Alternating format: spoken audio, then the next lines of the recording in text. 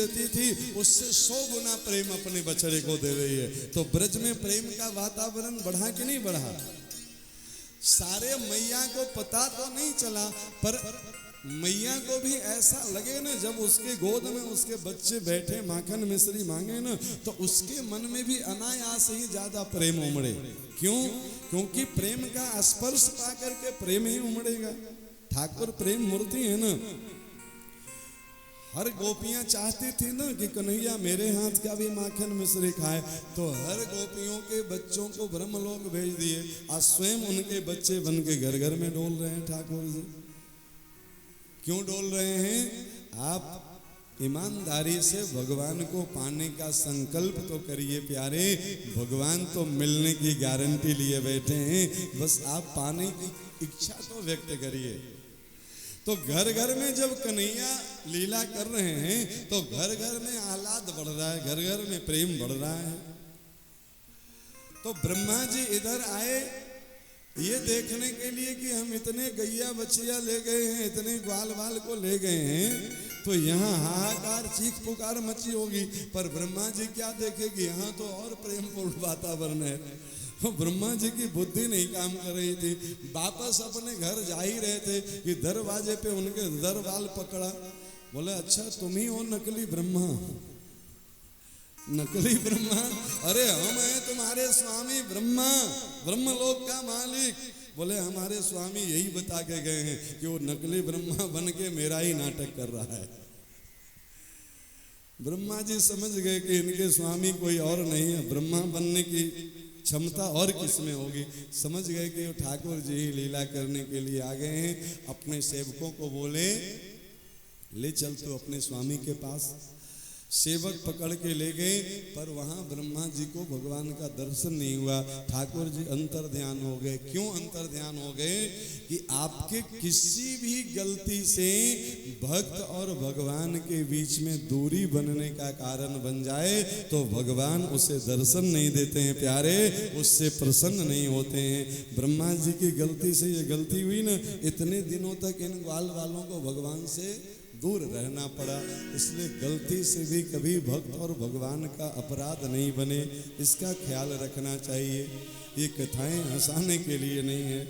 कभी भी भक्तों के चरित्र में अपना जो है सो दिमाग नहीं लगाना चाहिए। वो किस भाव से भजन कर रहा है, वो उसका क्या भाव है भगवान के प्रति, हमें कोई अधिकार नहीं है कि हम उसके ऊपर कटाक्ष करें। हाँ, हमें ये अधिकार है कि हम उससे बढ़िया भजन करें, ये प्रयास हम कर लें। कोई कर रहा है तो करने दीजिए, प्रणाम है। उसके वेश को भी प्रणाम कर लीजिए। कोई साधु का वेश भी बना करके घूम रहा है तो उस वेश में भी भगवान ही हैं। इस प्रकार से ठाकुर जी ने ब्रज में बहुत अद्भुत अद्भुत लीला करी है। अब इनकी गोचारण लीला के बाद दूसरी लीला जो शुरू होती है वो है माखन चोरी की लीला। अब माखन चोरी की लीला अपने घर से ही ठाकुर जी प्रारंभ किए। जिस कक्ष में जसोदा मैया मटकी भर भर के माखन रखती थी, एक दिन ठाकुर जी घुटमन चलते चलते उस कक्ष में घुस गए और देखे कि इतने सारे मटकी भरे हैं और एक मटके में माखन निकालने के लिए हाथ डाले ही थे कि उस कक्ष के जो दीवार थे, जो खंभे थे, वो मणियों से जड़े हुए थे। अब मणि नहीं समझ में आए तो आज की भाषा में कहते हैं सब में शीशा लगे थे, मणियों के शीशा। शीशा मतलब ये सामान्य शीशा 200 वाला नहीं, हीरा पन्ना जड़े थे उसमें।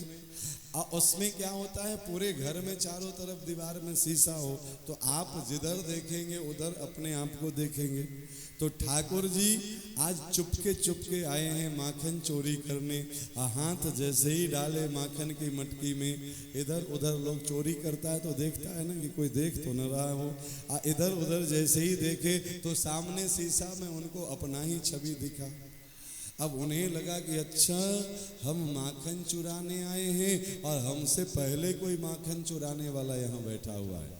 तो ठाकुर जी अपने छवि से बात कर रहे हैं कि अच्छा तेरा मैया भी तुम्हें माखन नहीं देता है, तुम्हें भी चोरी करके माखन खाना पड़ रहा है। अब ठाकुर जी जो बोले वही आवाज उधर से आए। शीशा वाला भी चोर। वही बोले, अच्छा तेरा मैया भी माखन नहीं देता है, तुम्हें भी चोरी करके खाना पड़ता है। अब घर में बोलने की आवाज आई तो मैया को कानों में गया कि मेरे रूम में बतिया कौन रहा है, जिसमें माखन रखते हैं, किसी का प्रवेश तो है नहीं। अब ठाकुर जी बड़े प्रेम से उसे खिला रहे हैं। बोले देख, आए तो थे हम चोरी करने, पर तेरी दशा पे मुझे दया आ गई है, ले पहले हम तुम्हें माखन खिलाते हैं। तो ठाकुर जी उस शीशे वाले चोर को खिलाएं, तो चोर भी अपना हाथ उठा के ठाकुर जी को खिलाए। इतने में मैया उधर से प्रवेश करी। बोले अरे लाला, ये क्या कर रहे हो है? अरे मैया, कहाँ कहो मैया, देख ये एक माखन चुराने के लिए कोई ब्रजवासी घुस आयो है अपने कक्ष में। अब मैया तो देख करके निहाल वो समझ गई कि ये कोई दूसरा माखन चोर नहीं है, ये शीशे में अपनी ही छवि से बात कर रहा है। बोले अरे लाला, तो को अगर भूख लगी थी तो मुँह को बता दे तो हम तुम्हें सदलोनी सी माखन दे देते। ठाकुर जी तो नाटक करने में इतने प्रवीण हैं। बोले अरे मैया, मैं यहाँ माखन खाने थोड़े न आया हूँ। हाँ तो कन्हैया, तुम यहाँ कहाँ कर रहे हो? बोले अरे मैया, देख तूने जो हमारे हाथ में जो कंगन पहनाई है ना, इसमें पद्म राग जड़े हैं, और ये पद्म राग मणि जो है ये बहुत ताप देती है, तो मेरे हाथ जल रहे थे इसके ताप से, तो हम तो माखन में डुबा करके इसकी ताप ठंडा कर रहे थे मैया। अच्छो लाला, तो पद्म राग मणि की ताप ठंडो करने के लिए तो अपनी हाथ को माखन की मटकी में डुबोए तो लाला जरा ये बताइयो कि तेरे होठन पे कैसे माखन लगी है? अरे मैया, कहाँ कहो मैया, जब हम अपनी ये पद्म राग कड़ूला को मटकी में डुबोने के लिए आए तो मैया मैंने देखा कि तेरे माखन की मटकी में चींटे रेंग रहे थे, तो मैंने तो चींटी बीनने में लग गई। अच्छा लाला, ये बताइयो कि चींटे तो तूने हाथों से बीने होंगे, तो माखन तेरे होठों पे कैसे लग गई? अरे कहाँ बताऊं मैया, माखन की मटकी के मैं चींटे बिन रहा था, तब तक एक चींटी ऊपर चढ़ते चढ़ते चढ़ते चढ़ते चढ़ते चढ़ते मैया बोली कहाँ तक चढ़ेगी तेरी ऊपर चींटी? बोले अरे मैया, नीचे से चढ़ते चढ़ते चढ़ते चढ़ते ये होठन तक पहुंच गई। अब बता मैया, चींटी को हटाने में मैंने अपने हाथों से हटाया तो ये माखन मेरे होठों पे लग गए। अब बता मैया, इतने मीठी माखन जब होठों पे लग गए तो उसे थोड़े चाटवे में कोई दोष है क्या? इतनी सुंदर इतनी स्वादिष्ट माखन जब मेरे होठन पे लग गए तो थोड़ी उसे चाट लेने में कोई दोष है क्या? अब मैया क्या बोलती? आप सब भी मैया हैं, आपकी लाला अगर इतनी सुंदर लीला करे तो मैया थोड़े नाराज होगी। मैया तो और प्रसन्न हो रही है कि मेरा लाला बड़ो सयानो हो गए, बड़ा बुद्धिमान हो गए मेरे लाला। मैया गोद में लेकर के आ गई, पर ये तो मैया ठहरी। जैसे ही गई, अब ब्रजवासी भी सब इंतजार में रहते थे, जितनी गोपियां थी सबको इंतजार रहता था कि लाला मैया के साथ लीला करके कब बाहर निकले कि हम सबको लाला का दर्शन हो। जैसे ही माखन के कक्ष से बाहर निकली मैया, एक गोपी बहाने से आ गई दर्शन करने। किस बहाने से? अरे मैया, आज सत्यनारायण की कथा करवानी है, तो आज जरा गैया की गोबर लेनी है, तो हमें थोड़ी सी गोबर दे दे। अब मैया कहाँ गए? गैया के गोबर की क्या कमी थी? ले जा गोपी, जितनी गोबर ले जाना है उतनी ले जा। अब गोबर लेने जैसे ही गोपी गई, बड़े से डलिया लेकर के ठाकुर जी लगे रोने, बोले अरे मैया तूने ऐसे कैसे उसे इतनी गोबर दे दी, हम उसके घर में गोबर होगी, वो गोबर लेने मेरे घर क्यों आई, हम अभी जाएंगे उसे गोबर नहीं लेने देंगे।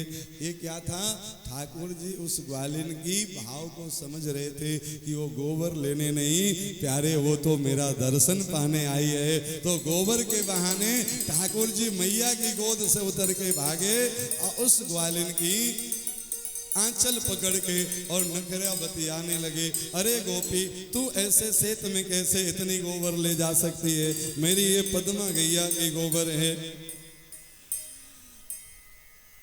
अब वो गोपी गोबर लेने थोड़े आई थी, वो गोपी तो आई थी लाला का दर्शन करने के लिए। गोपी बोली अरे लाला एक बात बताएं।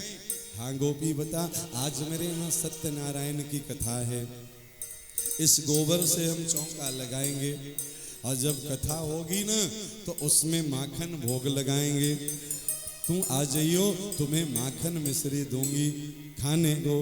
अच्छो गोपी सत्यनारायण की पूजा होवे है तो माखन मिश्री बंटे है। हाँ लाला तुम्हें स्पेशल माखन की प्रसाद दूंगी। अब ठाकुर जी माखन की प्रसाद खाने के लिए कथा 4 बजे होनी थी, साहब 1:30 बजे पहुंच गए। ला गोपी मेरी माखन मिश्री के प्रसाद, आज तेरे घर में सत्यनारायण की कथा है। अरे लाला अभी सत्यनारायण की कथा बांची कहाँ है, पंडित जी ने आके। गोपी तैने तो कही थी कि गाय के गोबर से मैं लिप दूंगी फिर प्रसाद खिलाऊंगी, तो तेरी आंगन तो गाय के गोबर से लिपी भई है, तो ला मेरी माखन के प्रसाद दे। और ठाकुर जी प्रसाद का जिद करने लगे, गोपी प्रसाद दे नहीं तो गोपी माखन की मटकी जो लटका के रखी थी ठाकुर जी को दिख गई। ठाकुर जी ने अपने बंसी दे मारी, बोले ले गोपी मैं माखन अभी खाता हूँ। और जैसे ही अपनी